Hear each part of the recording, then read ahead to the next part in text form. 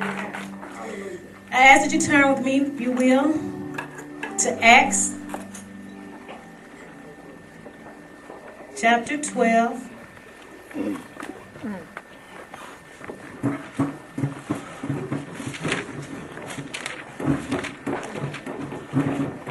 We'll be reading verses 5 through 10. That's Acts chapter 12, reading verses 5 through 10.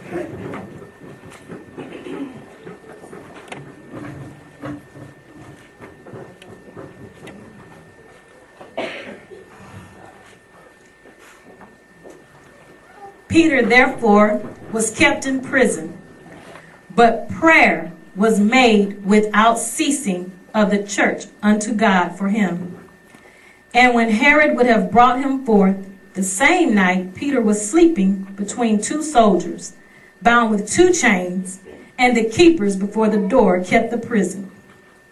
And behold, the angel of the Lord came upon him, and a light shined in the prison. And he smote Peter on the side and raised him up, saying, Arise up quickly.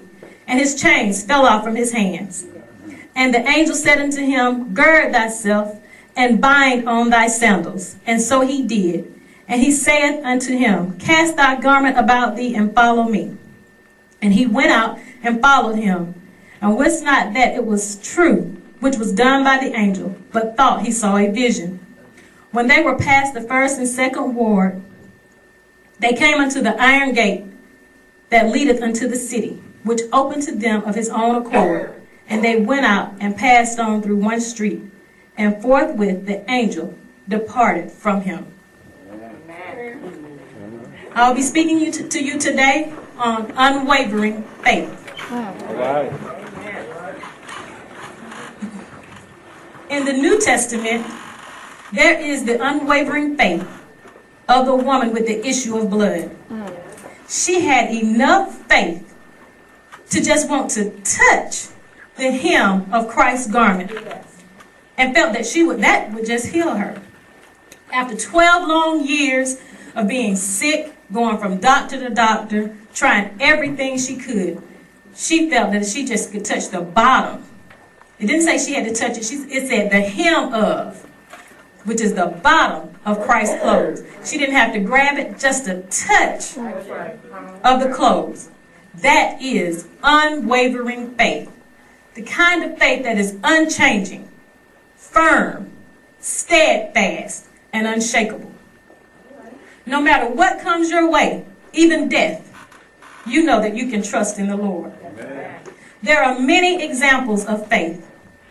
In the Old Testament, two that came to mind that are well known are Abraham and Job. Abraham was told to kill his beloved son Isaac as a sacrifice to God. He did not question this when he was told to do it.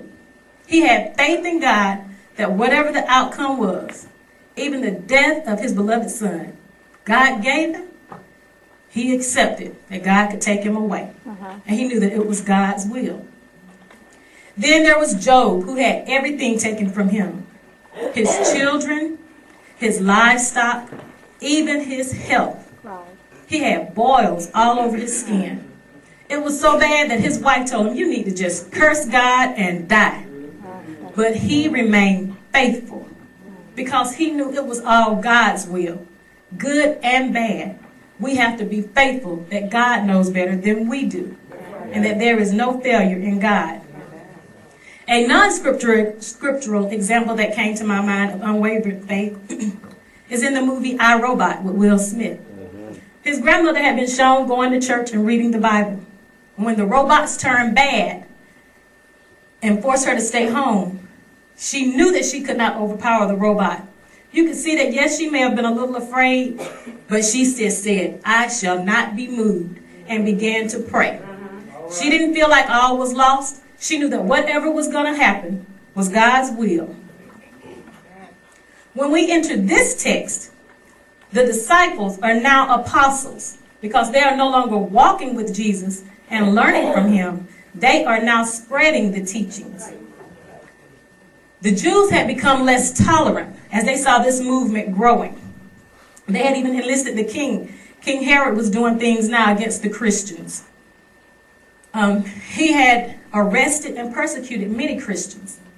He had even had one of the first disciples, James, killed by sword. When he saw that this pleased the Jews, he decided to go after the most visible apostle, which was Peter. He had him arrested and intended to have him killed on the next morning. Herod had Peter placed under 16 guards. One man, 16 guards. It says he had four squads with 4 guards each, so that he could take him to public trial during the time of Passover. As we know, Passover began in the Old Testament as a celebration for the deliverance of the Israelites out of Egypt.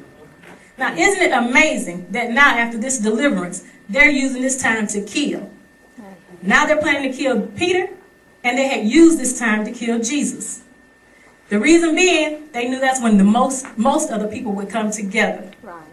What better way to stop a movement than to kill the leader when the most people are there? Right. Now, James had just been killed, and members of the church knew that Herod's plan was to kill Peter. In light of this trouble, Peter's death, Peter and the church members showed an unwavering, which is an unshakable, firm, unchangeable faith. And this is the type of faith that we should strive to have during our times of trouble. Amen. To show an unwavering faith in the midst of our storm, 3 things must take place. There must first be continuous prayer. Verse 4 says that the prayer was made without ceasing by the church unto God for Peter. The people of God had an unwavering faith to pray for Peter to be delivered. They had seen Jesus killed for being the Messiah. They had seen Stephen killed for witnessing about Christ. Now they've seen James killed for being a part of this same church and believing in Christ. But still, even though Peter was under lock and key, they felt that if they prayed, there was still a chance he could be delivered. They did not give up and say nothing could be done. They did not say, it's over, child. Or he's at the end of his road, let's just move on. Who else we going to put up here? They truly believed that prayer could change things and miracles could happen. The lesson for us is, when we're going through, we see no way out, we need to pray. When you have done all you can do, you've prayed, feel like you can't pray anymore. Brothers and sisters, I need you to pray for me. Continuous prayer. No breakdown, I just can't do this again. Pray. If you start thinking it, pray. Amen. Just pray. Continuous prayer. Then there must be no anxiety. Philippians 4:6 says that we are to be anxious for nothing, but in everything by prayer and by supplication with thanksgiving, let your requests be made known unto God. Here we see Peter is anxious for nothing. Now, how many of us could be chained like an animal in between 2 guards, no way to escape, knowing we're probably going to be beheaded the next morning and go to sleep? Not just literally chained, even now. We're chained by the struggles of the day, the worries of the day, home life, bills, children, work. We're chained.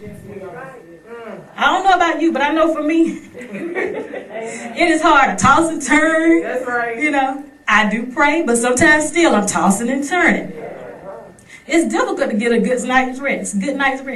But Peter is actually faced with death and goes to sleep. That is unwavering faith. That whatever God has for me is for me. Be it life or death, it is for me. He didn't know that he would be saved. And when he had been faced with being a follower of Christ previously, we know what Peter did. He denied Christ 3 times. Yes, he did. And now here it is. He is willing to die. He wasn't just resting his eyes. He was actually asleep. While the church members were praying, Peter was sleeping. God sent one of his angels to the prison to free Peter. And when the angel arrived in verse 7, it says that the angel smote Peter on the side. So it wasn't a light sleep. He was really asleep. Because when I looked up the definition of smote, it said it is to inflict a heavy blow on, with or as if with the hand, a tool, or a weapon. Not only did the angel have to hit Peter to wake him up, he had to tell him, he continues, arise up quickly. He had to help him stand and say, arise quickly. No anxiety. As he arose, that's when the chains fell off from his hands. He was told to get up while he was still bound. We still weighed down. We cannot just sit. He said, arise up quickly. He was then instructed to put on his belt, gird himself, to put on his sandals, throw on his garment, and follow the angel. Peter was so at peace with it, he got comfortable to sleep. He didn't just sit in a corner and say, I nod off. They're going to kill me in the morning. Took off his belt, kicked off his shoes. Hey, I might as well get this last night's sleep before they take me out. It is what it is. He wasn't trying to plan a way out. He was not anxious or worried. This leads to the third thing that must take place to show an unwavering faith. There must be a following without question. Verse 9 says that he went out and followed him, even though he thought it was a vision. Peter thought he was still asleep. He was dreaming of getting away. The chance of him getting away, as they say, was slim to none. Even with the prayer of belief, he felt that this was God's plan for him. Jesus had died, fulfilled his God's will. Stephen had been martyred, fulfilling God's will. James had died, fulfilling God's will. I am to die to fulfill God's will. So when the angel came, he thought it was a vision. He didn't ask, though, is this real? How am I going to get past the guards? He didn't even use the words of Fred Sanford and ask, are you crazy? He exercised his faith. He got up and he followed. When God answers prayers and sends a deliverance from our circumstance, we cannot waste time asking who, what, when, why, how, where. We just have to show an unwavering faith and trust in him. Do we have unwavering faith that no matter what comes our way, we will trust in God? When the bills are due, when the money is gone, been laid off from the job, mate acting crazy, friends acting funny, children going wild, you feel helpless and lonely. Can you show your unwavering faith in the Father and pray without ceasing? Be anxious for nothing and follow without question. Or do you feel like you can do better than he can? And I'm going to try just this one more thing. I can make it work. The one more thing is what? Pray. Hebrews 11:1 says that faith is the substance of things hoped for and the evidence of things not seen. The church members hope for something to happen to save Peter. And we have to hope for something to happen to save us from whatever it is that we face. We have to know that no matter what the end is, death, divorce, bankruptcy, layoffs, illness, it is for the good of them that love the Lord. I'm sure Abraham wondered why God would bless him with his son in his old age, to having to kill him. And Job wondered why. Why will you take everything from me, Lord, that you blessed me with? The church members even probably wondered why James had just died and now their leader Peter was about to be taken from them. Even though there was pain involved, their souls were anchored in the Lord. As the songwriter says, I know he'll lead me safely through to this blessed place he has prepared. Do we know what the end will be? No, we do not. But we must keep faith. We must be steadfast. We must pray without ceasing. We must have no anxiety. And we must move without question. We must have an unwavering faith. We shall not be moved. That's right. That's right. Amen. Amen.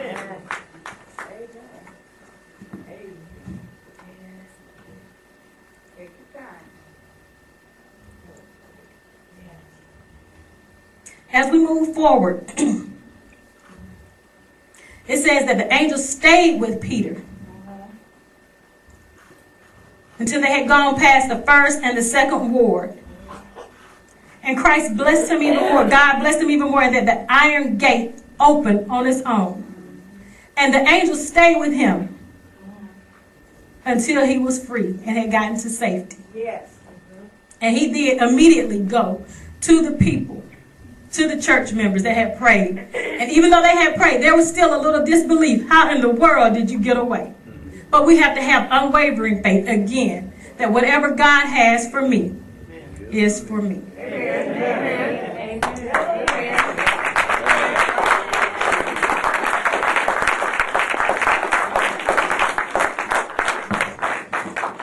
The doors of the church are open.